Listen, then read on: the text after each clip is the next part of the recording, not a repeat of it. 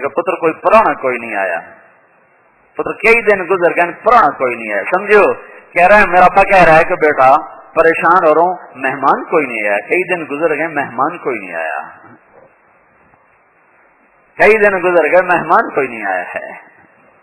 ایک اور رخ آیا. یہ آیا کیوں ہے؟ یہ کوئی آنے کا وقت ہے؟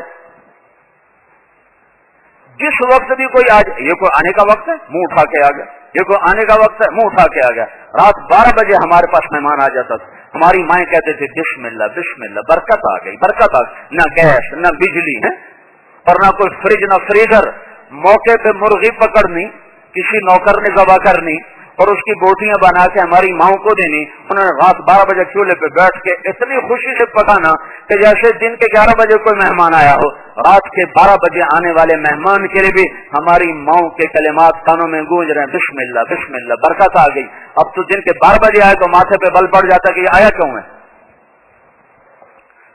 کانت آمنۃ مطمئنہ, ایک بستی تھی, ایک ملک تھا جو بڑے امن والا تھا, بڑے اطمینان والا تھا. یا کیا رزقھا رغدا من کل مکان, چاروں طرف سے اس کو رزق کھچ کھچ کے آتا تھا. مجھے یاد ہے بچپن میں گنے کے کھیت جو مرضی کاٹے, جو مرضی بیٹھ کے چوسے, کوئی روکنے والا نہیں تھا.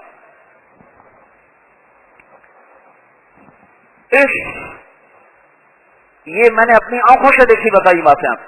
شلغم ہوتے تھے, شلغم, وہ ہم اسکول جاتے تھے پڑھنے تو راستے میں چاہے میرے ابے کا کھیت آ گیا یا چاچے کا آ گیا یا تائے کا آ گیا, سارے لڑکے کھینچ کھینچ کے شلغم نکال رہے, وہ صاف کر کے کھا رہے, کوئی ٹوکنے والا نہیں, کوئی روکنے والا نہیں. اب تو کوئی تنکا کاٹ رہے تو اس کو قتل کر دے, تنکا توڑ دے تھا. پھر کیا ہوا؟ فکفرت بانعم اللہ. پھر پاکستان والوں نے کیا کیا؟ یہ ناشکر ہو گئے, یہ ناشکر ہو گئے. سارا بازار سود پہ چلا گیا, سارا نوجوان گانے بجانے پہ چلا گیا, عورتوں کے سر سے دوپٹے کیا اترے, لباس ہی اترنا شروع ہو گیا. اور حیا کیا اختیار کرنا تھا؟ گھنگرو کی چھنکار نے اور پائل کی چھن چھن نے انسانوں کے ایمان چھلنی کر کے رکھ دیے, اور ماں باپ کی عزت و احترام بھولا بھولا بسرا قصہ بن گیا. ایک بھولی بسری داستان بن گئی کہ ماں بھی ماں ہوتی ہے اور باپ بھی باپ ہوتا ہے. میرا دادا پہلے مر گیا میرے ہوش سے. دادے کا بھائی میں نے دیکھا, میرے دادے کا بھائی, اس کی اولاد سارے بڑے ذمہ دار اپنے باپ کے آگے نہیں بیٹھتے تھے, پیٹھ پیچھے بیٹھتے تھے. سن رہے ہو, بڑے بڑے مطلب پنجاب کی جوانی, صحت, قوت, خاص ذمہ داری کا تکبر. واللہ میں آپ کو میں اپنے بچپن کی آپ کو بتا رہا ہوں, اپنے باپ کے آگے نہیں بیٹھ, پیچھے بیٹھتے.